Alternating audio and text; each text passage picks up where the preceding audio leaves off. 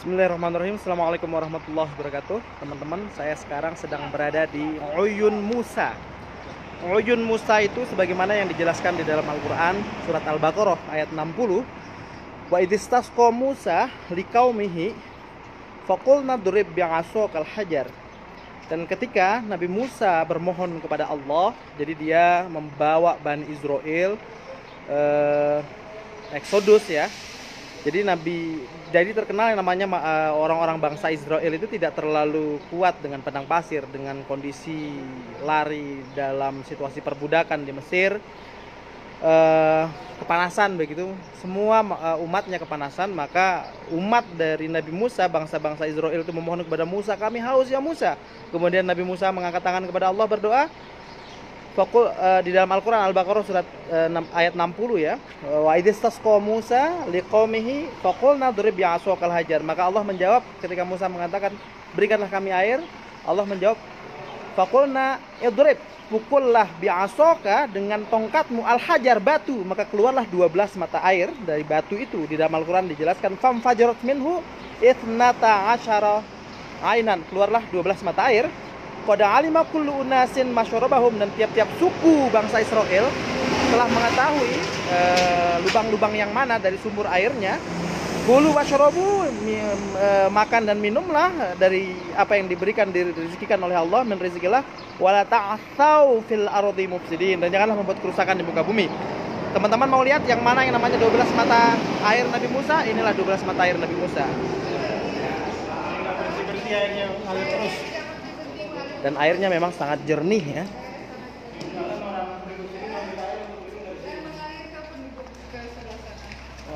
Dingin. Wa idistasqa Musa. Jadi saat itu Nabi Musa membawa bangsanya Exodus dalam keadaan haus, kepanasan. Bisa nggak dibuatkan saya penjelasan yang di luar dari pendekatan Al-Quran ini memang tertulis di Al-Quran Al-Baqarah ayat 60 detail.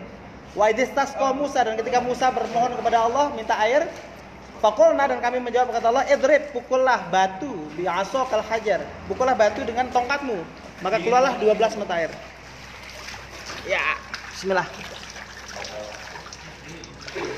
Kalau para pejuang cocok. Soalnya kita ini sangat pejuang.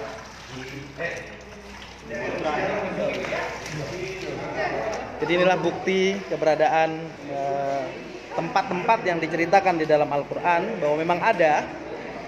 Silakan teman-teman membuka Al-Quran ya, surat Al-Baqarah ayat 60 tentang Uyun Musa, 12 mata air Nabi Musa. Jadi Nabi Musa itu memang sebelum Exodus dari Mesir ke Yerusalem itu sudah 2 kali beliau itu menuju ke daerah Syam. Pertama memang beliau jalan ya, memang suka jalan, yang makanya disebut Nabi Musa itu orangnya suka hijrah dia. Yang kedua adalah ketika dia memukul seseorang di pasar, ditempeleng, meninggal orang Israel, orang-orang Mesir. Kemudian beliau lari ke daerah Madian. Berjumpalah di sebuah telaga dengan seorang wanita, dan itu pun dilukiskan di dalam Al-Quran tentang doa Nabi Musa ketika dia betul-betul merasa fakir dan dia betul-betul berharap yang terbaik dari Allah, maka mendapatkanlah beliau itu Nabi Musa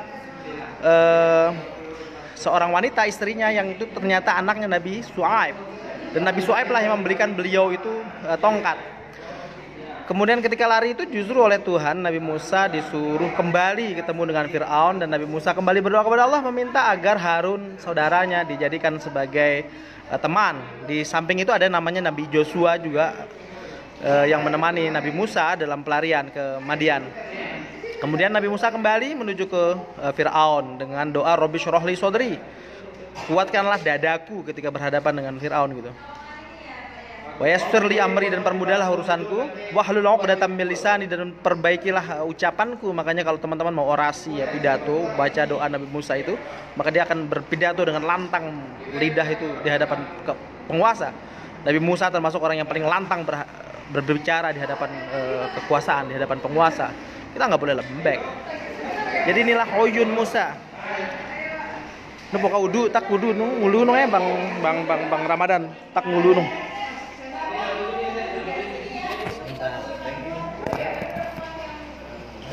Kita baru di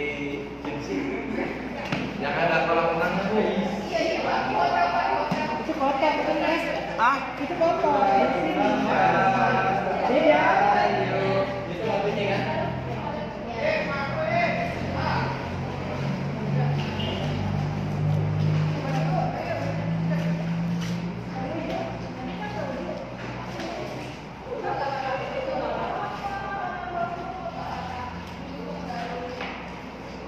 jadi anak yang pintar ya Allah, cerdas kayak Bani Israil ya Allah. Bani Israil kan cerdas sekali.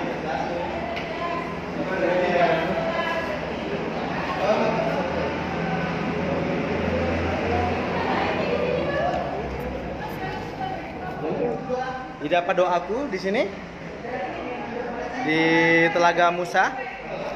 Jadi beda Telaga Musa dengan Uyun Musa. Uyun Musa itu adalah tempat Nabi Musa menghantamkan tongkatnya di batu.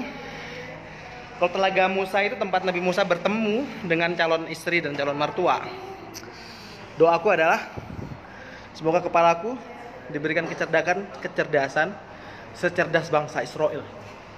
Tapi jangan berlebih.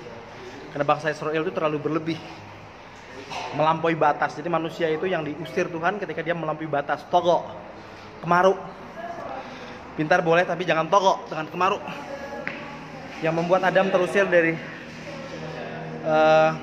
surga itu karena kemaru, togo. Yang membuat iblis terusir dari surga karena dia sombong. Jadi penyakit manusia itu togo, penyakit jin itu adalah